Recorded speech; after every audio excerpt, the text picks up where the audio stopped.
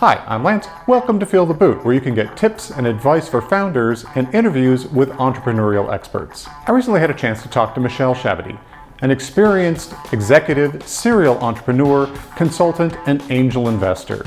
She's vice chair of the North Bay Angels and teaches innovation at a local college. Her background and experiences are wildly diverse, giving her advice and insights applicability to a huge range of businesses. I think any founder will find numerous valuable nuggets in this interview. Before we get started, I'd like to ask you to do a couple of things. First, subscribe to the channel, ring the bell, and like this episode if you found it useful and interesting. And second, if you're an entrepreneur or a founder, I encourage you to head over to our new community, the Feel the Boot Founders Alliance. It's a Facebook group, and I've got a link down in this description.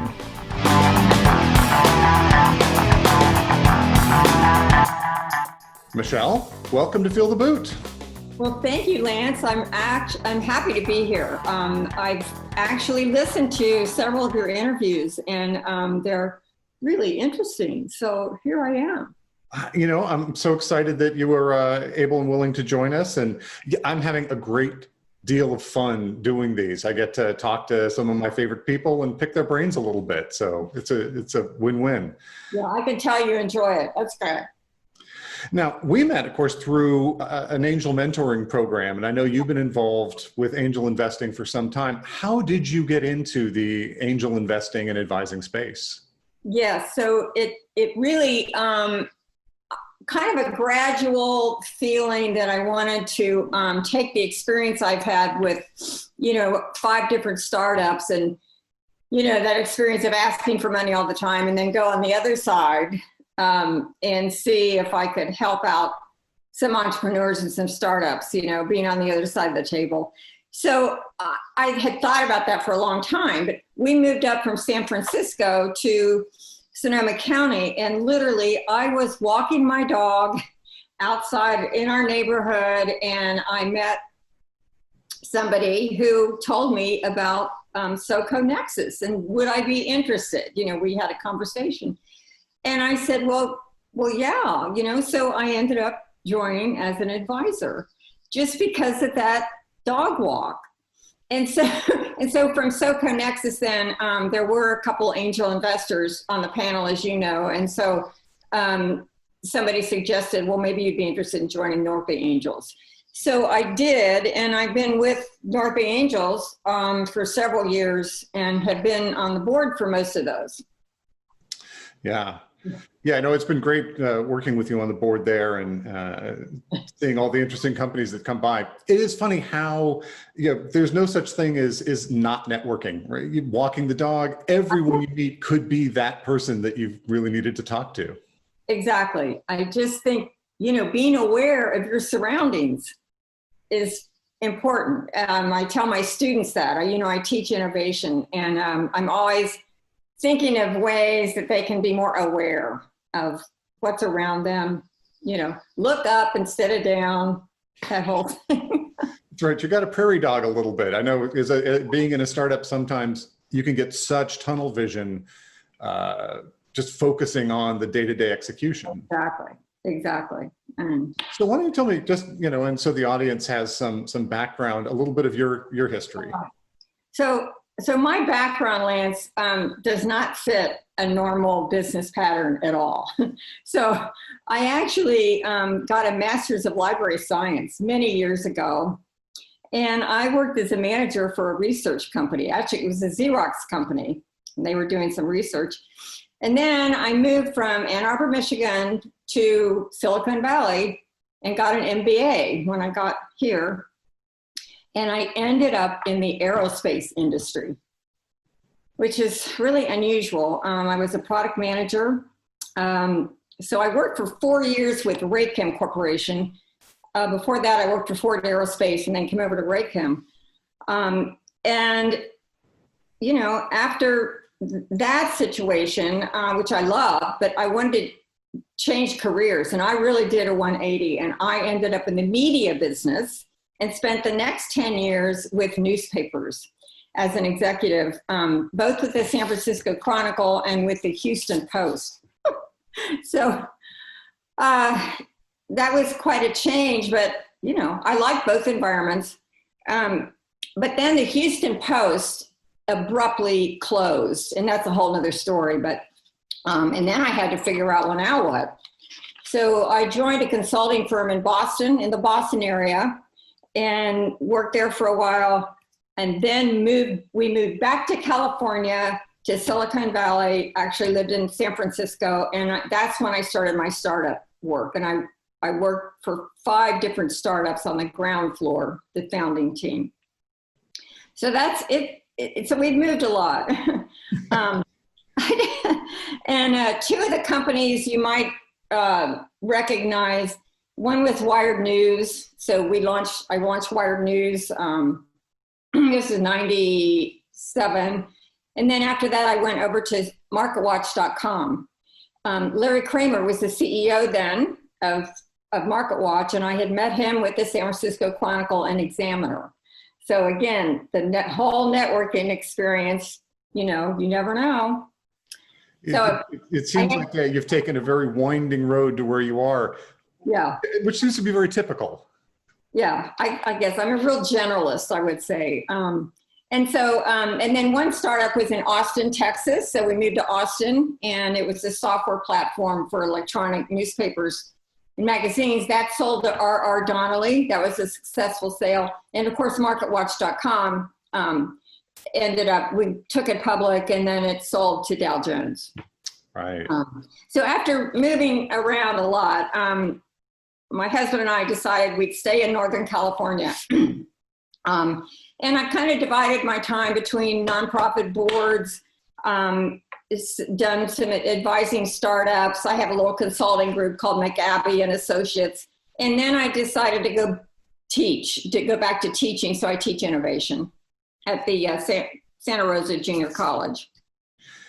But I will have to say, on the business part of my life is okay, but my hobbies are what I really find fascinating. I'm a pretty active person. So I'm actually a private pilot. I got my license several years ago. I ride motorcycles, and I did triathlons for 12 years. So I've been really trying to seek a balance in my life, if you will. You're a Renaissance woman. So I don't have my motorcycles now, but my husband and I ride. I ride 2 up, so to speak, And we've done 2 trips to Europe on the motorcycle, renting over there. I will have to say that I've taken both my bike and the motorcycles on the racetrack. And I have learned a really important thing, and that is you really need to look 2 turns ahead. If you can look 3 turns ahead, that's even better. But you ride where you look. And I always remind the entrepreneurs I'm working with in startups that, it's so important to look 2 curves ahead, and, because you're going to go where you look. That's right. And you're going to be there before you know it. Yes, exactly. So with the 5 companies that you were on, as a startup, and then with the advising and the angel investing, how has your perspective on startups changed from when you were in them to when you're sort of sitting on this side of the table? Yeah, it really is an amazing atmosphere. The atmosphere is sort of the same, whether you're pitching or you're listening to a pitch, and and the entrepreneurs. You're in the room with them. But I've always been a really curious person. And I'm always asking why, and then why, like 3 whys for me is minimum. And so I found that the only way to evaluate a founder, a startup, is I look for the CEOs or the founders' honesty and their passion to move forward. And I do that by asking some unusual questions. I go off the scripted path a lot, and I will ask them about their life, some of their beliefs, what they like to do besides their business. So I'm always trying to make an emotional connection. And I've learned for me that is the only way. and if I can't get that connection, I'm not going to go down the due diligence path. So it seems like for you, the team is the number one thing. And that's, if the team's not there, if the individual's not there, you don't even look further. So I've learned to evaluate people first, and then I'll look at their idea. Do you have a process for how you look at their idea when you get to that? Yes. Well, I think that I'm always wanting to have an idea that will help the environment or help people in some way.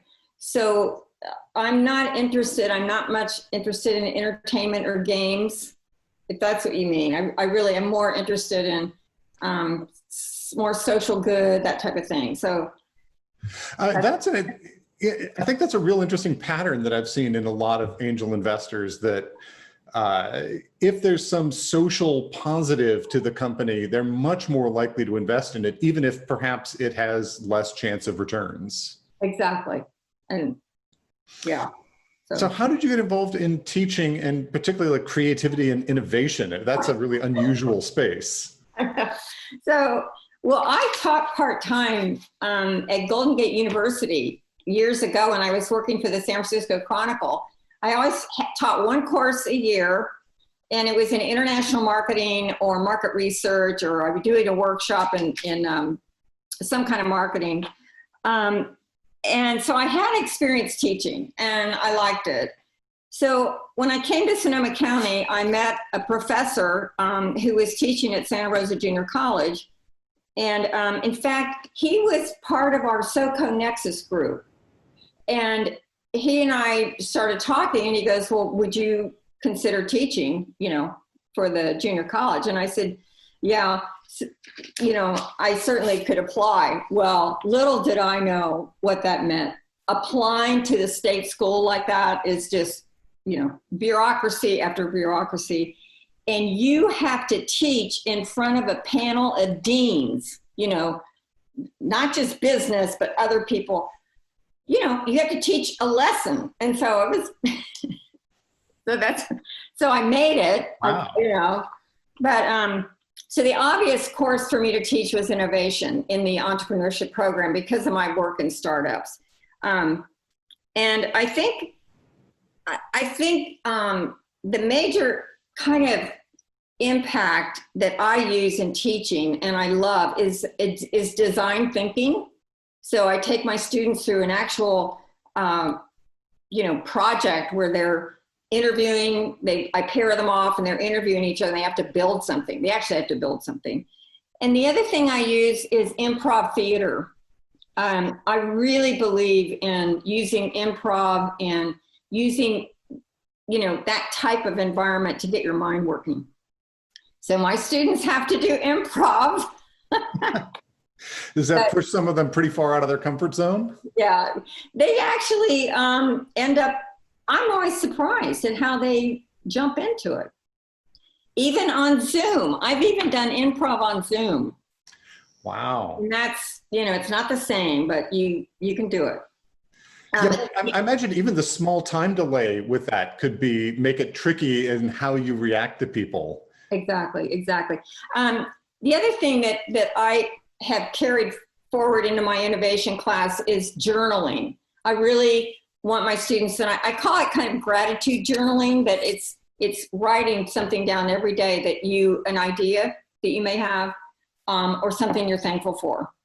And I use that same advice to entrepreneurs that, outside the classroom. I think journaling is so important. Important? How is it important? What do they get out of it? It keeps you sort of aware of your surroundings. If you're going to sit down and write something, you've got to think about what did you do today, or what did you do this morning, and how did you I had this idea. Well, how did that happen? It's certainly not like a meditation, but in a way, you have to You have to stop what you're doing. You have to sit down and write. You can do it on a computer, but handwriting, longhand is even better.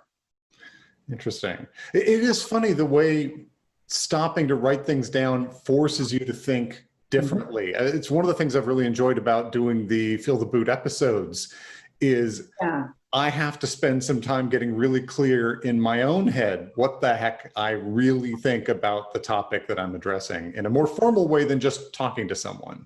Exactly. And I mean, both are important. The interaction, the conversation is important, but I think writing down, and I mean, I talk a lot about the entrepreneurship mindset, and it's basically, being curious, keeping your curiosity going, and also keeping an open mind about things. So that's got to be so important because so few companies end up doing what they started out doing. There's going to be pivots. You're going to have new opportunities suddenly spring up, and it's critical to be able to see them and jump when they do. Exactly. And if you look back through your journal, over the last 6 months or so, you'll see a little bit of a trend in ideas that you've had. One keeps popping up in this area, right? And maybe you should pay attention to that one. Yeah. So you talked about looking, 2-3 turns ahead as sort of an important idea. So how do you feel most entrepreneurs are at that kind of strategic thinking as opposed to sort of the immediate tactical, and how do you help them get into that headspace? Well, they're not going to get an A in strategic thinking. I've found that, for a lot of reasons, but I just could never imagine them giving an A in strategic thinking. They are so focused on how to survive, and understandably so. Okay. But how I get them to think ahead, the 2 turns ahead, is to question their assumptions, to just, look at all their assumptions, write them down, and then think about them. And so in looking ahead to the future, there's never one future. There's many futures. And so I like to call them alternative scenarios. And so I will do an exercise with the startup I'm working with, the CEO, and we'll do 2 scenarios with different assumptions. And the assumptions could be something happens in the environment. It could be something happens with your partner, anything like that. But I like to go through 2 assumptions. And so they forces them to look ahead. It's almost like a backup plan, So, and I have them tell a story with each scenario. Storytelling is so critical in the world of entrepreneurship. And so that's just one area I can have them practice telling a story. I harp on narrative a lot as well. Now, I imagine you work with a lot of sort of technical founders, or a lot of these guys engineers. Yes. So what's the challenge of getting them to think about marketing and communications in an effective way? Right. Well, I think there's a lot of kind of misunderstanding in the whole world of marketing and all that. I think people think that it's easy, that, oh, well, I've got this message and I'll get it out there. But it's really not. One of the hardest things you'll do as an entrepreneur is understand your customers, understand who you're selling to. And if in the minute I think they know enough, or they'll go, well, yeah, well, I already know. I've already talked to 5 people. And I'm going, no, you need 25 people minimum. So, and the other thing is about the marketing, people get into this social media marketing and they put thousands of dollars, money's often they don't barely have, and they'll go down a rabbit hole of statistics. They'll just, I mean, it's interesting. It's fun. Google Analytics, why not, learn all about it. What they should be doing is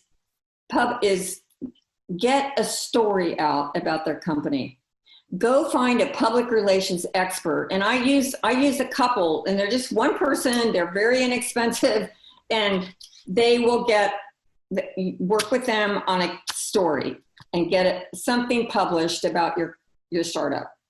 And the rippling effect happens. You had Che Voigt on as an person to interview a couple weeks ago. I recommend people watch his interview, because that story he tells about the public relations strategic work that they did is excellent. So they were really able to set things up the first time, and exactly.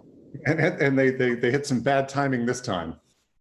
Yeah, and I see too much spending on acquisition, too much spending on user acquisition, and not enough spending, I mean time and money, on loyalty, on how are you going to keep the customer you have. Mm-hmm. So that's something I'm always watching out for. Right, you don't want to have to replace people. It was hard enough to get them in the first place, and you've already got them, and they can just keep, losing a customer is one of the most important learning events you're going to have as an entrepreneur. You want to know, you want to ask at least 3 whys in that scenario. That's right. Because at some point, this person wanted this service or product enough to pay for it. What was it about that experience that it didn't live up to that, didn't meet the need? Yeah, right. That's a profound thing, because this was your customer. Exactly. And so many entrepreneurs are out there, looking at Facebook ads and how do I get more, new users, and so. That's right. And if you've got users who just love your stuff, they'll advocate for you, right? Exactly. You don't really need all that. I mean, if I had commission on all the people who I've convinced to buy Teslas, I would be in a great place. I know. I haven't bought mine yet, but Exactly. So what's your feeling about the challenges and the differences between sort of the classic white male entrepreneur and women, minorities? What sort of different challenges do you see them facing?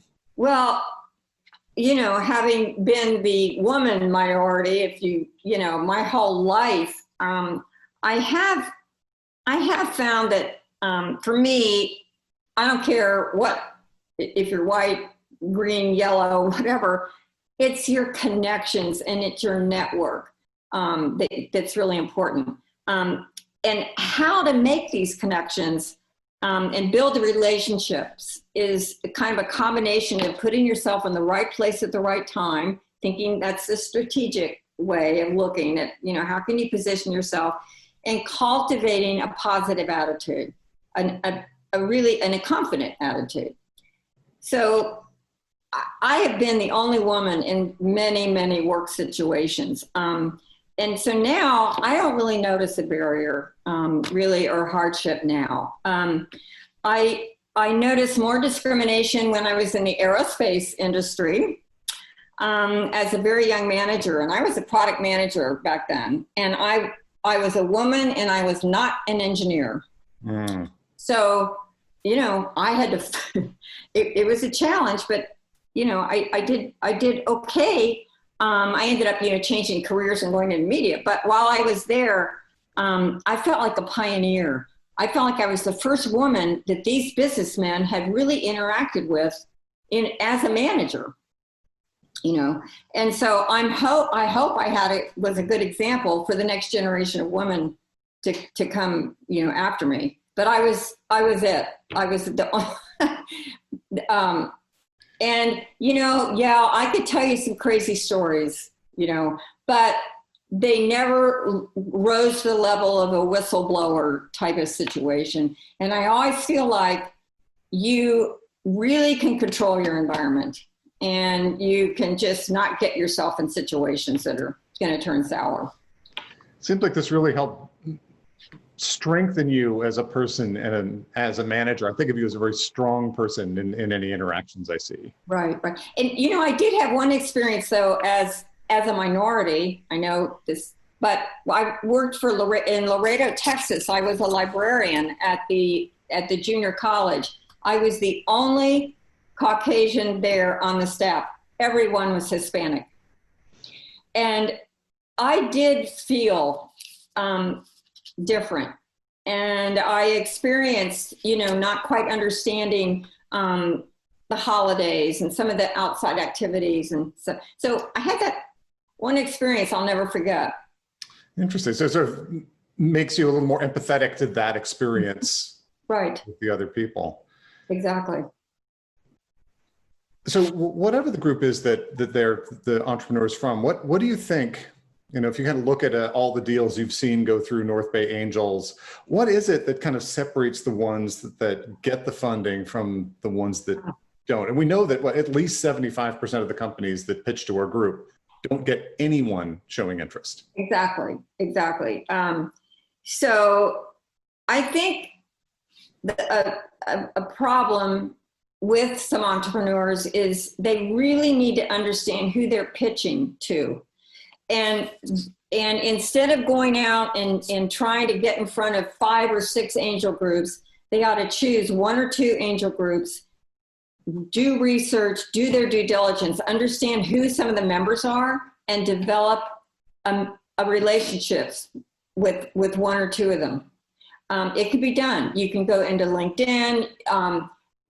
There's large angel groups out there that have their whole member list published on their website. Sandhill Angels is one of them. So I think you have to understand who you're pitching to.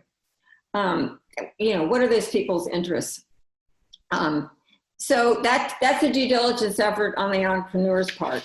And it seems like it's coming back to the message that you've hit on a lot of times, is it's the networks and the relationships. Exactly. And as you know, and I bump into entrepreneurs just going to some events myself as an investor, but they have to go out there and go to those events. They have to be there so I can bump into them. Right, exactly. Yeah. So those that get funded have built some kind of relationship. I know we did a bit of a study in that the odds of getting funded by at least our group were far higher if they came in with a warm introduction. If they already had a connection to even just one member, they were much more likely to get traction with the group as well. Yeah, the term warm introduction is perfect. Yeah. So is that then the one piece of advice that you would give is about introductions? Or if, what is the number one thing? If someone says, hey, do you have some advice for an entrepreneur or a startup? What's the first thing that kind of comes to your mind? Well, for one thing, if I am interested in a startup and they, and I let them know I'm interested, then I'm going to wait for them to follow on and get me out for a cup of coffee. In this day and age, a Zoom chat. It's not going to be a cup of coffee, I guess. But, I'm going to see if they're really going to pursue setting up a meeting with me. I mean, that's so. And that's looking for sort of the get up and go that they've got the follow up. Exactly. And the only way I can learn to trust that founder and to think that I'd really like to work alongside that founder, is to meet them and have a cup of coffee. I can't, So, but the bonus point with me is presenting a compelling value proposition based on many face-to-face interviews with prospective clients or prospective customers. I'm all about, you need 25 interviews. You need 100. 100 is, would be great. But I mean, you don't have the time to do that.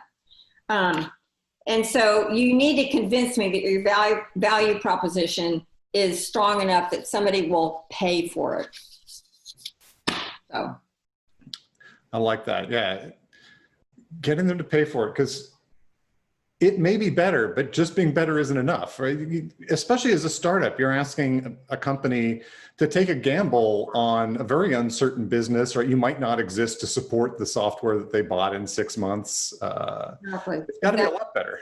And, the environment out there for entrepreneurs is really competitive now. It's much easier to be a founder of a startup now than it was 10 years ago or 15 years ago because of many things, the open source environment, the ability, you don't have to have a server anymore.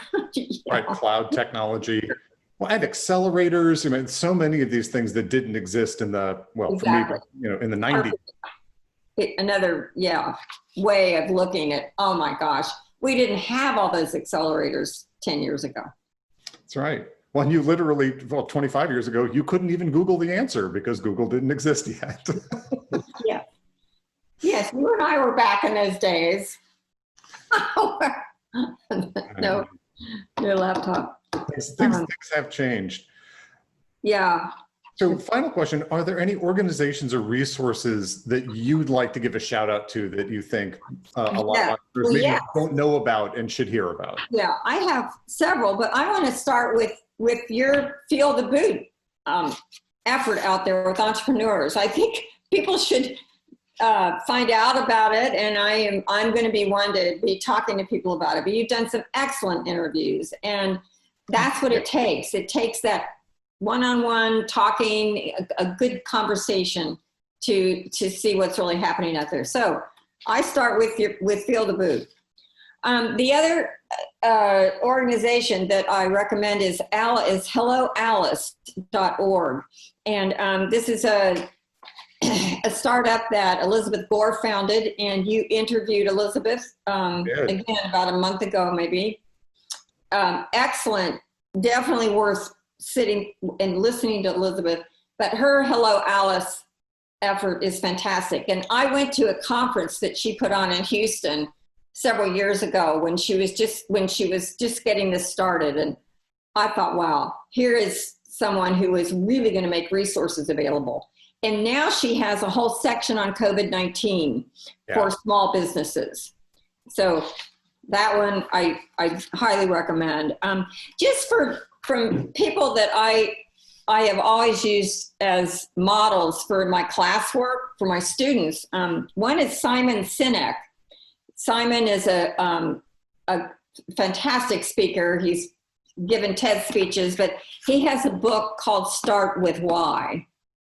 And so that's a book that I find just fascinating, and it's getting to the passion, of what you're really doing, and why people really buy your product. It's not the features and benefits. It's the real passion behind it. He uses Apple as an example and some others, but he's excellent and quite entertaining to watch.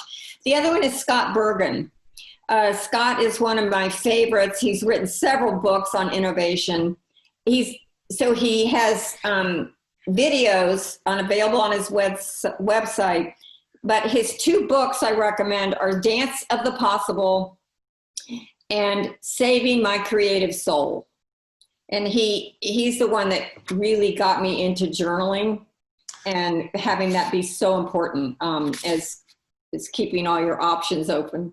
Malcolm Gladwell is a favorite of mine. He is an amazing person with a high level of curiosity. Any of his books are good. The latest is Talking to Strangers, which I've not read that one yet. Yeah, and my husband's reading it now. Yeah, he loves all of Malcolm's work. Then one of my favorite professors is from Stanford, Tina Seelig. She has many books also, but one of her best is called Ingenious. And she is fascinating. She teaches innovation for engineers in the engineering department. And she has an innovation engine. Then I always use this as an example of startups I'm working with, and what really causes innovation. How do you really get your idea going? So she's got an innovation engine. You just can Google it. It's fascinating. It's simple, and her book is totally worth reading. She's done TED Talks also. She's excellent. Jason Calacanis is a super angel. He's been around for years. I met him in New York many years ago, and he was he founded Silicon Alley Reporter, and I was with MarketWatch.com, so I met him. But he has a show called This Week in Startups. I highly recommend that. He does 90-minute interviews with entrepreneurs. You don't have to watch the whole thing. You can fast forward some of it. But Jason is quite a character. He's written a book now on angel investing. I have to warn you, he uses a lot of four-letter words. He's a character. So for people who are easily offended. Yeah, I mean, you can't get.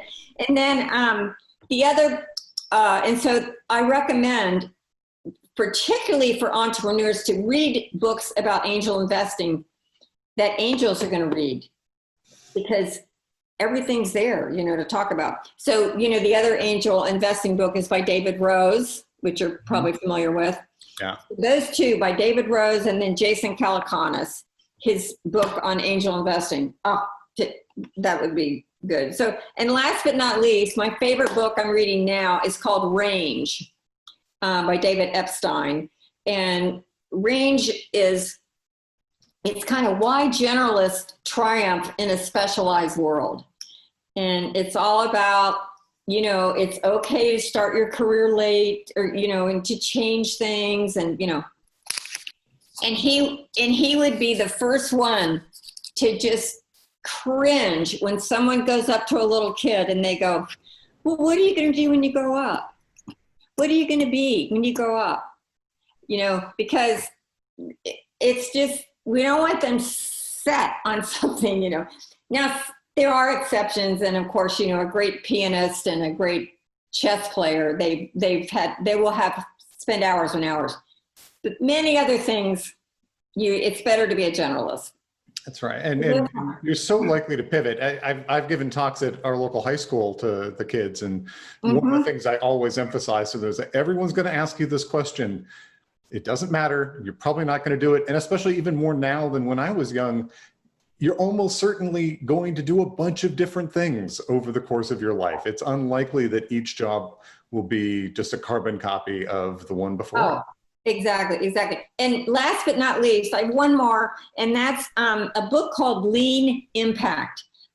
This is by Ann May Chang, and she is a big partner of Eric Rice, who did the Lean Startup. This book is all about it's how to innovate for greater social good. How to innovate for greater social good. She tackles the world of nonprofits, uses the lean startup principles, and it's just excellent. So, Lean Impact. Awesome. I highly recommend. I'm clearly going to need to set up an entire reference shelf just based on this one interview on the website. Right. So, awesome.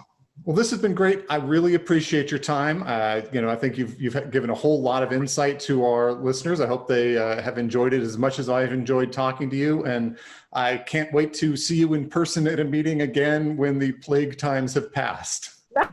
Right, I know, exactly. Well, thank you, Lance. It's been really a pleasure to have a conversation with you, as always. Thanks for watching this episode of Feel the Boot. I hope you found it useful and interesting, and if so, do the usual: like, subscribe, ring the bell. But I would particularly appreciate it if you would share this with other entrepreneurs that you know. I'm hoping that Feel the Boot becomes a community that makes all of us better and more successful. Till next time, ciao.